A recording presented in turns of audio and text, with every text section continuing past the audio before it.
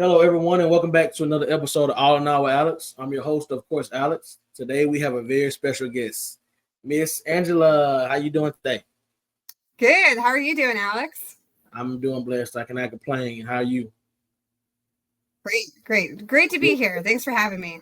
good. So, can you give a quick background about yourself before we dive into the questions? Absolutely. So, yes, my name is Angela Tipton, and I was diagnosed with Crohn's disease when I was just 19 years old. And I've lived with it, of course, ever since. I've had my ups and downs and struggles, certainly, but despite some of the hurdles that I had to overcome, I was able to build a successful career and actually do a lot with my own personal finances and follow very closely the FIRE movement and pay off large amounts of student debt and get to a point and place financially where I was actually in a good place and could live off of some of my investments, didn't have to work quite as hard as I did in the past, and just have more flexibility to explore and try different things. And yes, this is while struggling with a chronic illness. Okay, so what was that? What was that moment like when you got that diagnosis at age 19? Yeah, it was a tough realization. It was also I had a sense of relief because I had actually started having symptoms of Crohn's from the age of about 15 or 16. So I'd been dealing with symptoms for 4 years and I had no explanation whatsoever for what was wrong. And I'd been in and out of doctors' offices, didn't really know what was going on. The doctors didn't know what was going on. In fact, there were times that I went to the doctor's office and it was implied as though I wasn't being truthful about my symptoms or that maybe it was caused by anxiety or something else. That was definitely not the case. But of course, I didn't have that discovery until I was 19 years old. So while it was hard for me to realize that this is something major I would have to deal with for the rest of my life, at least I had an answer to years of unanswered and unexplainable symptoms that I've been having for a very long time. Right. So with that, so how did you feel like Crohn's diagnosis at 19 impact your career aspirations? Because I'm pretty sure, like at 19, you probably had certain things that you wanted to do in life that you wanted to pursue, but then you thought about like, oh, I wonder how is this going to affect me? Like, how was your mind as far as your career at that moment? Yeah, that's an entirely valid point. And it did impact my decision and journey through life, especially at such a young age where I was still very impressionable and still figuring out what I was doing with life. So at the time I'd had aspirations of becoming an astronaut. And I realized, and that was one of the things that was hard for me to realize, that it's very, very difficult to become an astronaut. Probably no big surprise, but you basically have to be in perfect health. And I knew with having a major diagnosis like that, that it just wasn't going to happen. And I'd also been considering joining the military for a number of years. And Crohn's disease is one of those things that makes you ineligible from a medical standpoint. So I did. I had to make some pretty major changes, but it was also one of those things that it shaped my journey in ways that were unexpected, but were also really impactful and meaningful in my life. For instance, at the time, I had been going to a college in upstate New York called RIT, Rochester Institute of Technology. And I'd been living in upstate New York for a number of years since high school. So something like 6 years, somewhere around that. And I had decided that I was kind of tired of the New York winters, didn't really want to deal with it anymore. And I started to explore some other things. And I think having my diagnosis in some ways kind of freed up my mind to explore these other things. It was one of those things that I probably wouldn't have considered before. I probably would have just stuck with RIT if I hadn't gotten my diagnosis. But it was kind of this wake up moment, this, I'm not really happy with where I'm at in life and I want to do something different. I finally have an answer to what's been causing me all this pain for these years. And I want to do something different. So I ended up transferring to a school in Oregon. And I'd lived in Oregon when I was a little child. So I had fond memories from growing up. So it's not like I'd never been there. But yeah, it really did change my path and my journey. But honestly, I'm very grateful for those things. And while it's been a struggle to deal with Crohn's, it has opened up my eyes to these different possibilities that I might not have otherwise explored.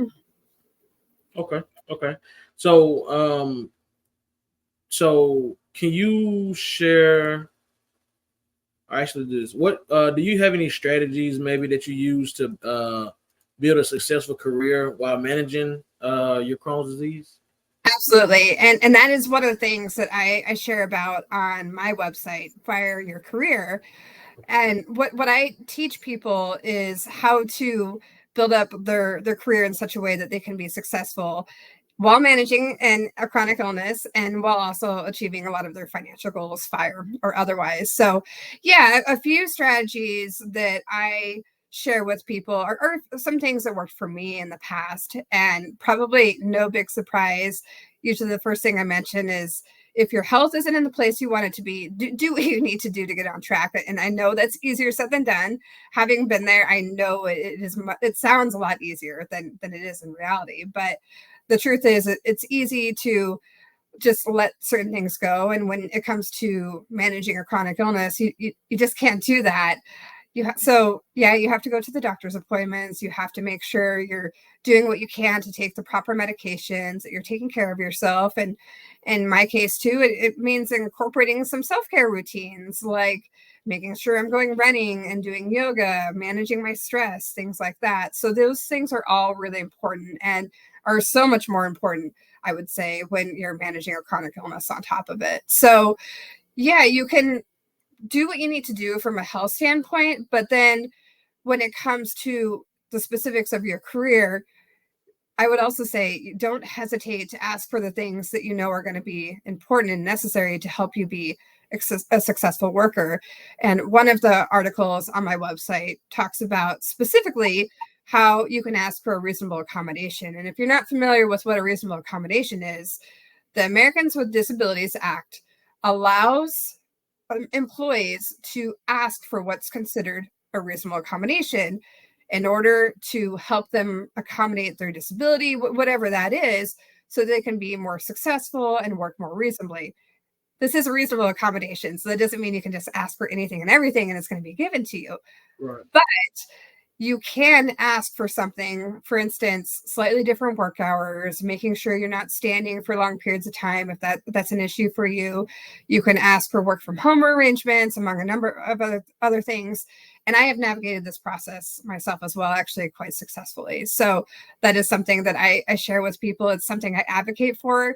You really can be your best advocate and should not hesitate to advocate for yourself when you know you can be a more effective team player when you ask for these sorts of things. So I know it's scary sometimes to ask for, and that's why my focus is on equipping people with the tools to help them come prepared to have those conversations with their employers.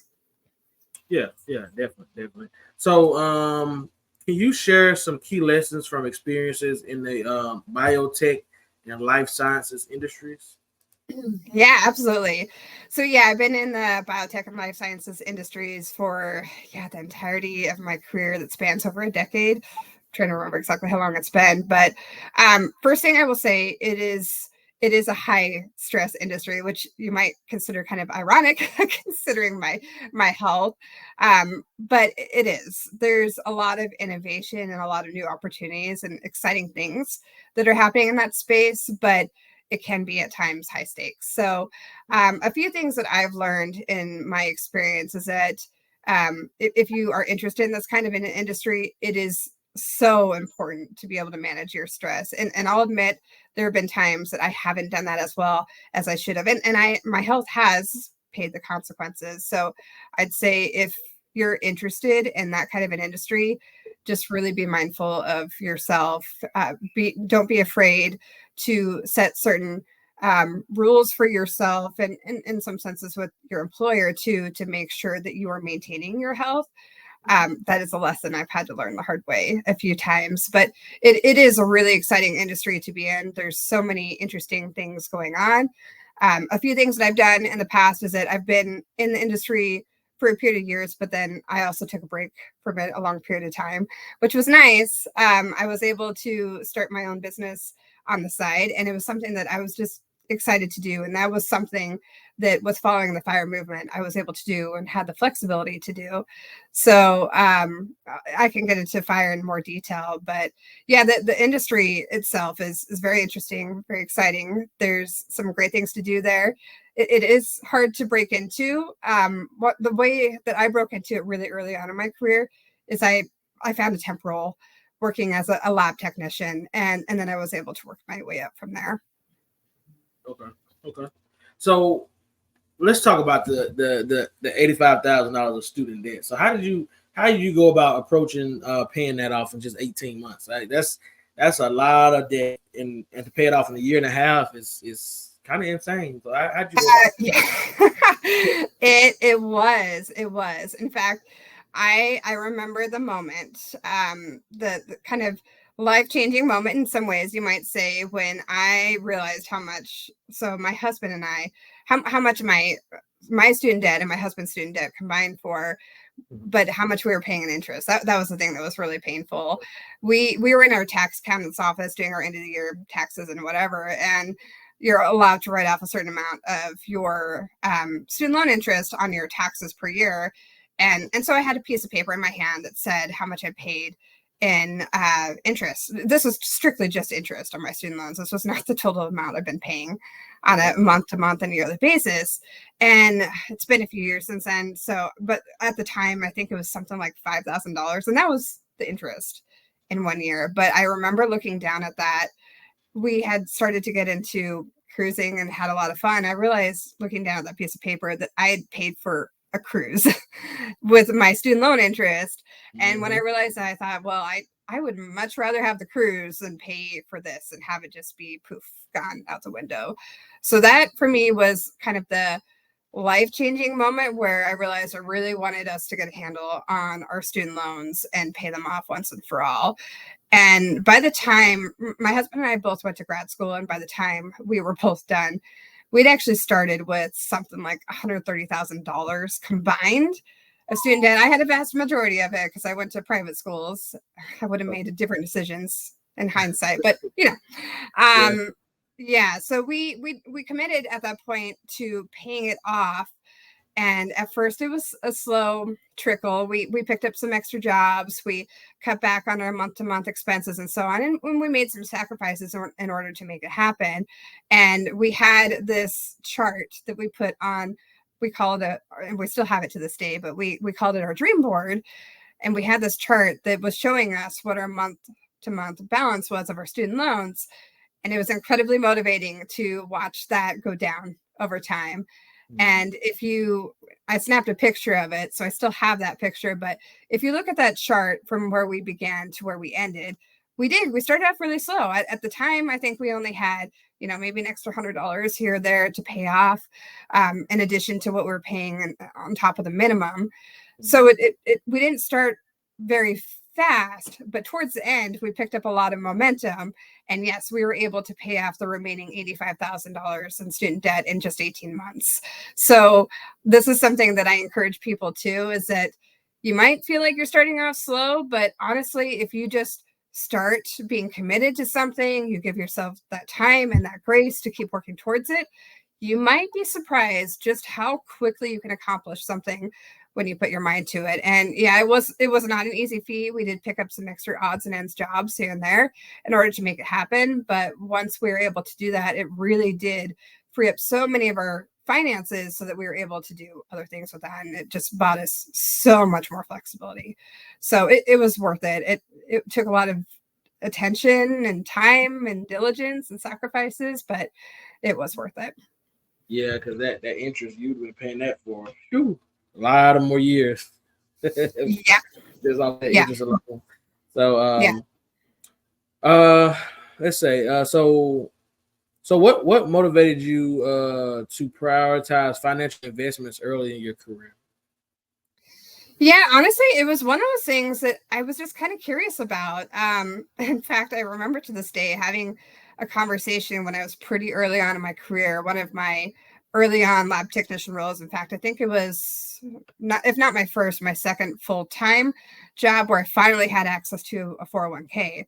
I never invested in a 401k before. I had no idea what I was doing.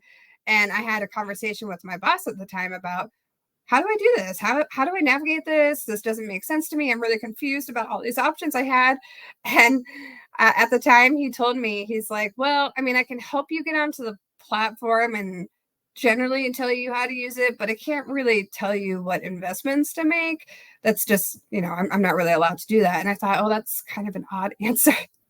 So I thought, well, maybe I need to spend some time and actually start learning about this myself. And I did. And I actually realized that there were some fairly simple things you could do when it came to 401ks and other investments and things like that. For instance, one really easy way to invest, if you're one of those people that just doesn't want to get into all the details, it's just too much. As I understand it, it is for a lot of people. So that's totally valid and fair to say. One of the simplest things you can do to actually be quite successful is just simply invest in index funds. If you're not sure what to do, index funds can capture an entire index, such as the S&P 500. So it's like you're investing in 500 very different companies. And the S&P 500, if you follow an index fund that follows that, the S&P 500 takes the best 500 performing companies in that index, and then that is what you get to invest in. Over time, naturally, some of the companies will drop out, others will drop in, but those are the ones that are the best performing. It's a good way to balance out your risk while also getting the potential gains of multiple different companies.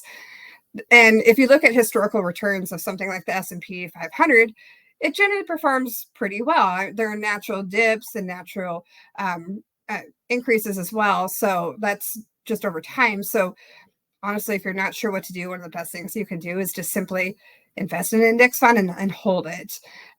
You have to have, if you're going to invest in the stock market, I will warn that you do have to have a bit of a gut to stomach those inevitable downturns, which do come up. So it's hard, and the inclination is to want to sell when things go down. But the best thing you can do for yourself is hold, especially when it's going down. I mean, I would always caution everyone to use their best judgment, to speak with an accredited financial advisor if in doubt. But one of the best things you can do for yourself is to educate yourself. And yeah, so for me, it started with this curiosity and this is interesting. I don't know about this, but I've always been a bit of a data and numbers geek, and for me it's just kind of fun. So I know that's a silly thing to nerd over, but I really do love it. It's so interesting. No, that's not.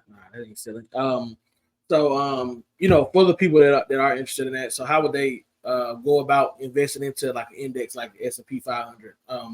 Would they go on like a common app like Robinhood or something like that to go into the S&P 500, or would they do it a different way? Yeah, so the first thing you'll need to do is sign up for an account. So you can use, yes, Robinhood is one that's popular. E-Trade, there are a few others. Ally is another one. I'm not sure if they still have it, but it was one I was looking into at some point. So there are a few different options. I personally favor E-Trade because I like the access to the different data. I've never used Robinhood personally, so I can't speak much about that, but I do have friends that have used Robinhood. So I'm just not very familiar with it. E-Trade, though, is one that I use and quite enjoy using. I find that it makes it very easy to do research on different stocks and so on. And so, yes, a majority of my investments are in index funds, but I also get kind of a thrill and joy out of picking out individual company stocks as well. So I'll do that in addition to investing in index funds, although I will always plan on most of my investments in the stock market are going to be focused on index funds just to balance out my own risk. But for me, it's kind of fun to pick out companies I think are going to be successful. And I'm not always right. I mean, believe me, I've had my share of failures. So the other thing I caution is that, when it comes to things like that, especially when you're picking out individual company stocks, you do have to treat it as a risk that it is. I wouldn't say it's quite akin to gambling at a casino, but it's also not that far from the truth. So just keep that in mind. You don't want to invest in something that you can't afford to lose. Gotcha. Okay. So let's see. So how do you define living below your means, and what tips can you offer to others? Absolutely. So, one of the most important things, and we talked about FIRE a little bit, and let me just start by explaining that a little bit more. The FIRE movement stands for Financial Independence Retire Early. And this is a community or a movement that's designed around building up your finance. And there are different levels of FIRE. So, there's not any wrong or right way to approach FIRE. But the idea, of course, is that you put so much into your investments that in theory, when it gets to a certain point, you can live off of those investments. And if you want to retire early, you can. You don't have to. That's of course optional, but it gives you that freedom and flexibility to do that if you want. So that's the basis of the FIRE movement. Alex, can you remind me of the question? I started there and then I realized I didn't quite get to the point of the question you were asking. Yeah, you're fine. So how do you define living below your means? And then what tips can you offer others?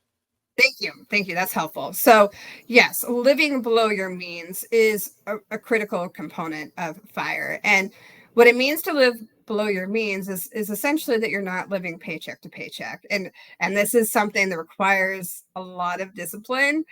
It is very natural and easy that as you build up your career, as you get increases in what you're making with your job and so on, it's natural to want to spend more, to get a bigger house, to get a nicer car, and so on. That's not to say that you can't still do those things, but what is important, especially if FIRE is important to you, is that you're living below your means. And there are some in the FIRE community that living below their means that they are investing 80% of their paycheck and they're only spending 20%. Now that's pretty extreme. And that's hard for most people. And I'll admit that is not something I can imagine myself being able to do. Maybe if I lived in another country where the cost of living is significantly lower, but so it is hard. And to achieve FIRE, you don't have to do anything near that drastic. You can start small, even if you're only saving up 5% of your income to start out. That's not a bad place to start. It means that you're not living paycheck to paycheck, you're investing something. But what is going to be important over time, especially if you want to achieve FIRE, is that you start increasing the amount you're able to save. So, maybe you start with just $50 here, $100 there, maybe you increase to 5%, then it becomes 10% of your income that you're investing, then 20%. So whatever is reasonable. But to achieve FIRE, yes, it's critical that you live below your means, that you're able to save a decent portion of your income and put those into investments or into savings or whatever else that are going to support your financial goals. So yeah, not always easy to do. And it definitely requires a lot of discipline. And I know, especially with the way the economy is right now, it's easier said than done. But I've seen people with even like teacher salaries or salaries where they're not, they're making lower incomes. Even if they can do it, I think many of us can do it. But it's a different way of thinking. And that's the other thing that I teach about on my website, Fire Your Career, is that sometimes you have to challenge your mindset too. It's not something that is natural or that comes to us naturally. We don't tend to do that, especially as Americans, think that, oh, I should save more. No, it's spend, be a consumer. And those things are great. And it's nice to be able to participate in the economy. But if you do want to achieve FIRE and you're committed to doing that, it is absolutely necessary to live below your means. Yeah, I definitely would agree with that. So I know we're kind of jumping around the place. So what inspired you to start your first business in 2017? Yeah. So the thing that inspired me to start my first business, honestly, it was, I'd say, leading with curiosity. It was something that I'd always kind of aspired to do, that I was curious about doing, that I wasn't sure really what I wanted to do, but I knew that I wanted to do something on my own independently that was outside of work. So yeah, I started my own first business. My first business was in copywriting, and I sold a lot of my copywriting services to other clients. And I did that for a while, enjoyed doing that, and it was a good experience. Eventually I ended up leaving that and doing something else. But yeah, I'd say just honestly curiosity, wanting to explore different things and doing what I've done with my own personal finances, I was able to get more freedom and flexibility to explore different ideas like that. And it's nice to be able to experiment with those things and have that flexibility. Right. So what was the moment that helped you transition from your corporate role to entrepreneurship? Yeah. So the moment that helped me transition from corporate to entrepreneurship, is that what you're saying? Yeah, I mean, or not necessarily the moment, or maybe or maybe was it something financially that made you change, uh or was it just a moment that you realized, you know what, hey, it's time for me to just go ahead and do it because it's hard balancing the two, or what made you finally do that change from going from there to being a full-time entrepreneur? Yeah, so I'd say that the moment for me, there were probably really a few different moments. It was thinking that I wanted to try something different. It was so I'll back up just a little bit with where I was in my career at the time. I had been working in lab oriented type of roles for a number of years, and I'd worked my way up to becoming a lab manager. And I looked at my manager at the time's position, and I realized that I wasn't really interested in continuing on that path. I didn't really want that. And so I started to ask myself, okay, well, what's next then? If not that, what else do I do? So that was one moment. There was another moment too, that in that same role, I remember being in a meeting with I was considered a project leader at the time, but I was in a meeting with other project leaders. And I remember looking at the faces that were around me. They just looked really tired, really just haggard, and it just didn't seem like anyone wanted to be there. They were just there because they had to be. And I remember thinking that I don't want that. I don't want to be one of those tired faces looking back at a version of myself that's younger. So I started thinking about, what else can I do? Is there something different that I can do? And somehow at some point I started exploring marketing and communications. I'm not even entirely sure why I eventually focused in on that, but I remember at the time that when I was exploring different ideas, one of the things that I came back to is how much I love to write. And I had always really loved reading as a kid. I self-published my first novel in 2017 as well. And it just was a totally different experience. I did that for fun at the time. And I thought, this is something really interesting that I'm good at, that I like. And I thought it tied in reasonably well to my background. So I thought, maybe I can do something here and maybe this would be a lot more fulfilling. So it was wanting to be on a different path, but not entirely knowing where exactly I wanted to take my path. So I did that, and I was a full-time entrepreneur for a while. I actually did end up diving back into my corporate career in the last few years or so. And again, it was leading with that curiosity that, I kind of want something different. I guess I've been one of those people that when I want to try something different, I do. I just kind of dive head first into it and just hope I come out better on the other side. And I haven't always, but somehow I find myself back up on my feet and doing that and having that kind of adventurous spirit, you might call it. I've been able to find myself in interesting positions that I might not otherwise have been, that I wouldn't have thought would bring me so much excitement and joy, but really have. And being able to do what I've done with my finances has given me that flexibility and freedom to try different things. And I've always really enjoyed that. And I'd say a lot of that stems from my experience earlier on in life. When I got my Crohn's disease diagnosis, I realized that if this is a life I have to live, I'm going to live it on my terms, and I'm going to find a way to make it happy and make it fulfilled and do what I want with it. And, never mind what anyone else has to say about it. Mm-hmm. At the time when I left my lab management job, I had a lot of family members talk to me, and it was a very good job, and I could have stayed there for a long time if I'd wanted. I was successful in that role, and I did enjoy it for a time. But I had family members ask me, why would you leave something like that? That doesn't make any sense. And it made perfect sense for me at the time. And it's sometimes hard to explain your reasoning to people when it comes to things like that, especially when they think you have this great job. Why would you possibly leave it? But Right. for me, it's always been leading with purpose and with joy, and also allowing myself to be curious. And in doing that, I've been able to actually accomplish quite a bit. Right. Yeah, I agree. So what role has yoga played in your personal and your professional life? Yeah, yoga has actually been one of those things that I've done. Boy, I've been practicing yoga for, I think, over a decade at this point. So a long time. So it actually has had a pretty big impact in my life. And like with a lot of things, it was one of those things I was just kind of curious about. I wanted to try and explore. And I started my first yoga practices not really knowing what I was going to get out of it. I didn't know what I was doing. I think I bought some beginner yoga video on Amazon or something at the time, and that's how I got into it. And I just remember, even early on, that I just felt really refreshed. It helped me just kind of de-stress and have a moment to myself and connect with myself. And it's one of those things that has continued to do that for me.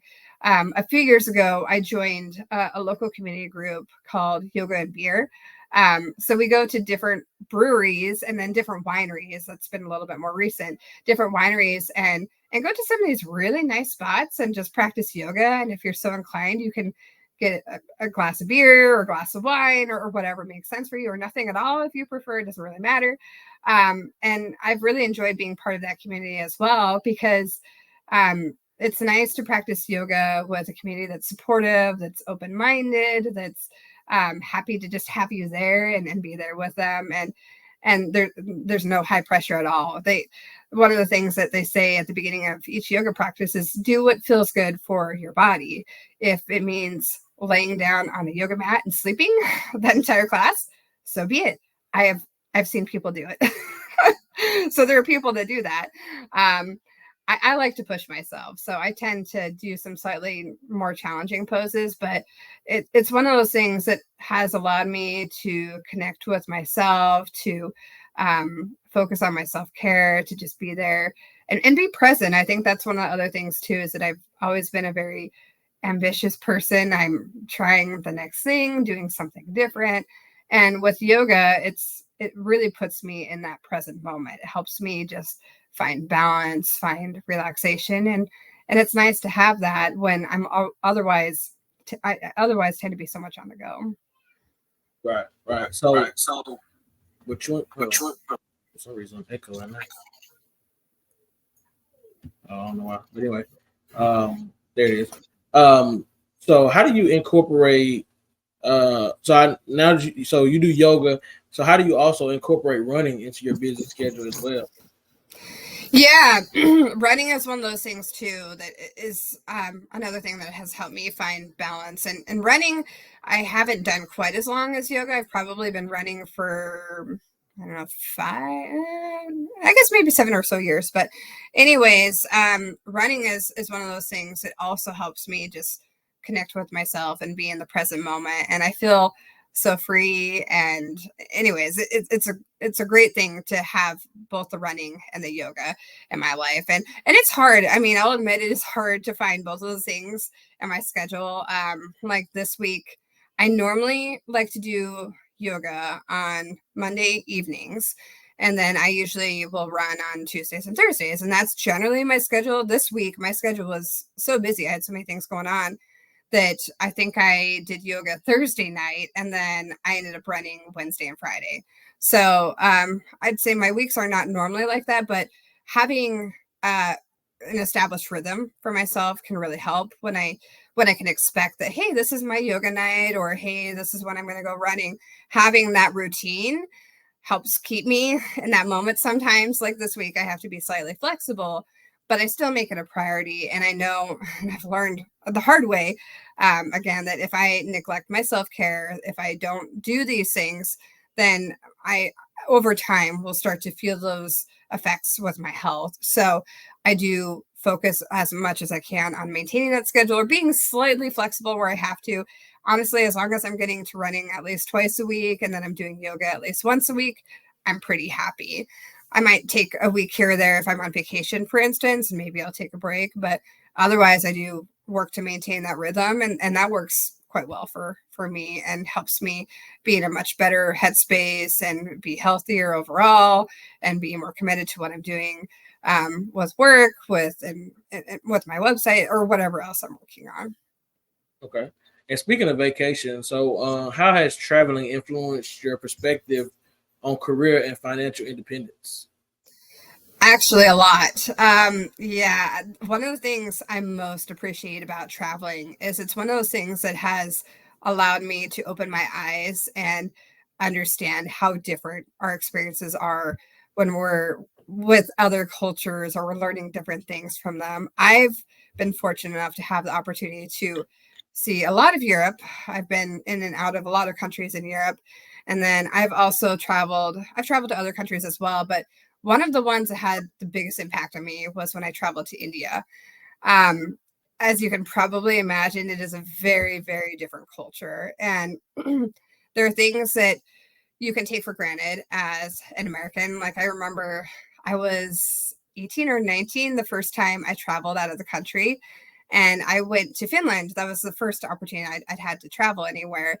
And I remember just being so surprised that there weren't garbage cans anywhere. They had, I think, a few here and there, but public garbage cans are just not a thing. And it's one of those things that as an American, you just take for granted. There's a garbage can on just about every corner, right? Not in Finland. And then the other thing, too, is that you have to pay to use a bathroom. so, um, and as someone with Crohn's disease, having to pay to use a bathroom, it's a little bit of a hardship. I was in and out of some of those bathrooms on various occasions, but I actually really appreciate travels like that because they challenge my mindset. They challenge me to think differently, to not take things for granted, and realize that it's kind of a gift to be able to have a garbage can on every corner. It's simple, and you don't really think much about it, but not until you're in a different country anyways. And in India definitely was an experience like that. And I'd heard stories before I went to India, but it doesn't quite resonate with you until you're actually there in person. And it is sad, and I feel bad for a lot of people that live there, but being born just as an American is a gift in itself. And we often take that for granted. But in places like India, there are so many people, and the government just doesn't have the resources to support them when they're in need. And so when I was there, I did see people through various places that were literally starving on the streets. And it makes you really feel for those people, and you want to help them, and you wish you could do more. And it's hard and it's sad, but at the same time, it also makes you realize just how privileged and fortunate we are. And I I was able to recognize that for myself, having been there and having traveled there. And there are a lot of people that are doing great things in India to support them and help them. And I'm grateful for those people as well.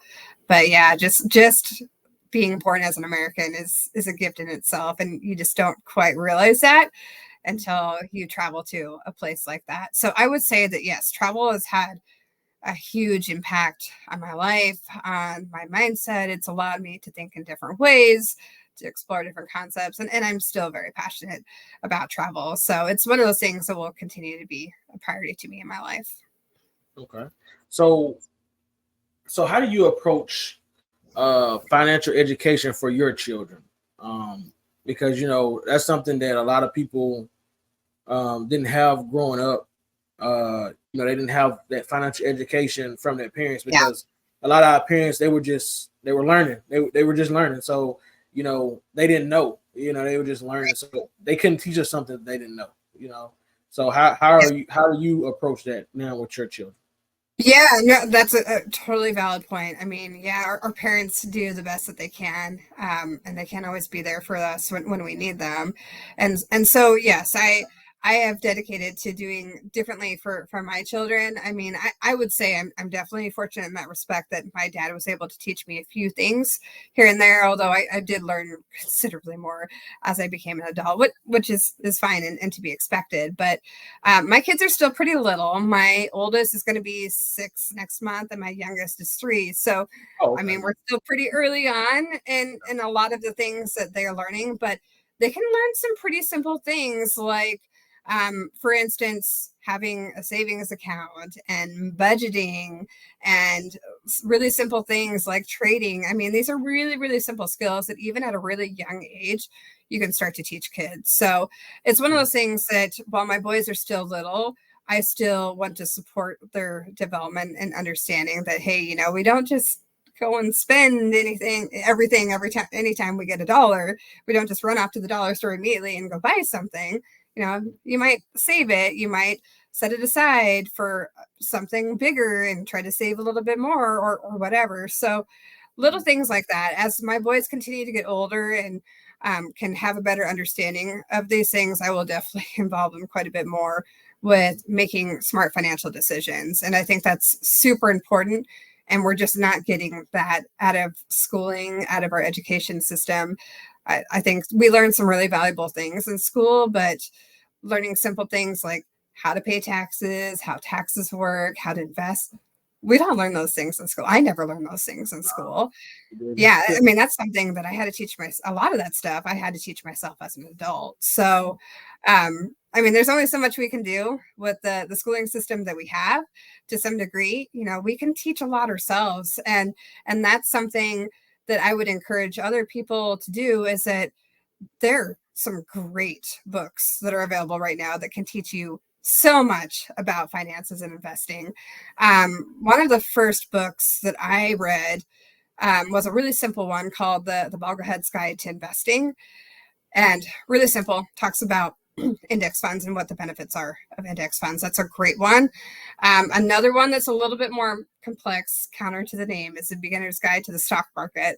That's one that has a little bit more of math and things like that, but still really valuable. I'd say it's a little bit more complex. It says it's a beginner's guide. That's arguable. But there are other things too, like What was the name of the first book? The Boglehead's Guide to Investing. Okay. Yeah, and Boglehead is, I know it sounds silly, but Bogleheads, I'm trying to remember the story. It's been a long time since I read the book, but Bogleheads come from, I'm trying to remember his name now, but the founder of Vanguard. They're essentially followers or people that were inspired by his work. So Bogleheads, and I can't even remember now. It's been so many years since I read the book, but the Bogleheads are followers of this movement of these ideas, essentially. Okay. All right. Okay. So I guess one of the last questions I'll probably ask is what what tips or maybe common practices or so on that would you recommend to anybody that wants to start their own fire? Yeah, great question. So I'd say, yeah, I love that. Yeah, so I'd say one of the first things you can do for yourself that will continue to benefit you for the rest of your life is invest in your own financial education. And it can be as simple as reading some blog posts. It can be as simple as the other thing I didn't mention is there's one of the things I started doing really before I got much into investing is there's an investing simulator. I'm trying to remember the name of it. If you look on Google and you just type in investing simulator, you can find it. And for me, it was really helpful because I was not confident about investing at all. So the investing simulator gives you fake money. I think it was like $100,000 of fake dollars. But what's really nice about this investing simulator is it follows the stock market in real time. So while you're investing with fake money, you get the chance to see how your investments are performing. And it's really nice because you don't have to use your real money in order to use it, but you can test out your investing knowledge or experiment and not feel as as though the stakes are as high, because they're not. You're Right. just using fake money, but you can also see how well your ideas are doing. The one thing I will caution about this, and I caught this in myself, is that if you're using that, you're inclined to invest more money or pick riskier things you might not otherwise if it's real money. So just keep that in mind. There's no harm in taking some risks when it's not real money, when you're playing with fake money, but just realize that your mindset is probably going to be a little bit different when you're actually using your real dollars, which is totally valid. So I'd say invest. So start by investing in your financial education. Start with that stock market simulator, with reading some financial books, some blogs. Investopedia is another great resource. So that's a great place to start. So start there. The other thing too I'll mention is, if you're passionate about building a successful career to fire your finances, as I've been, I would say invest in your career as well. And if you want some really simple concepts on things that you can use to help you fire your career, I do have a free ebook that you can get on my website. It's called 7 Ways to Fire Your Career. And there are some really simple things you can do, like pay off debt. There's some other things there, like living below your means is on there as well. And I know we had talked about that in pretty good detail. And that really is an important thing to do if you want to light your own fire, as you said. So yeah, those are some great resources. Don't hesitate to invest in yourself, to invest in your career. Over time, as your career grows, you'll see income gains, and that will help you invest more money into your financial and fire goals. So that would be really valuable as well. But as we talked about, living below your means is important, and it requires a lot of discipline, but it really is a lot more achievable than you might believe. It does require commitment, and it requires you to be focused and keep working towards that. But you can do that even if you have a smaller salary. So just be mindful of that. You can grow your income. Just try not to grow your spending proportionate to your income gains. If you can be disciplined in that manner, you are already well on your way to fire, without whether or not you realize it. So that is key. I'd say that's a great place to start. There are other techniques and tools you can use as well. I'd say anyone looking for more specifics beyond that, visit the Fire Your Career website for other great resources and information. Depending on where you're at, there's probably an article there to help support you throughout your journey. But that's a good place to start. Okay. Sounds good. So, so how can people from my audience, how can they support you? Or either, if they want to maybe like use your services, do they just visit your website, or how can they go about doing that? Yeah. So I have, my website is fireyourcareer.com, and it's spelled just like it sounds. So FIREYOURCARER.com. That's a great place to go. If you want to follow, I do have a weekly newsletter that I send out as well, and you can sign up for that. A great place to start is to download the free ebook, and that's at fireyourcareer.com/ebook. There are also links to that on the different articles on my website. So I'd say visit the website, explore that, utilize those resources. They are there for the taking. I don't charge for anything that's there. So feel free to openly explore that. There are lots of great resources that are available. And if anyone has specific questions, I am also a very open book. I love getting emails from people, so don't hesitate to reach out if you have any questions or anything else that you'd like to see on the website too. Okay, perfect. So I want to take this time to tell you thank you for coming on to have a chat with me today and talk to the audience. I know you're a very busy woman, so I thank you for your time. Thank you, Alex. It's been great to be here. Oh, yes, definitely. So everyone watching, you guys go to fireyourcareer.com, go support Angela with everything that she has going on. And just, hey, go download the ebook. You'll be surprised, how your life can change with just the smallest thing. So, but you guys have just watched another episode of All in All with Alex, and we'll see you guys on the next episode. Peace.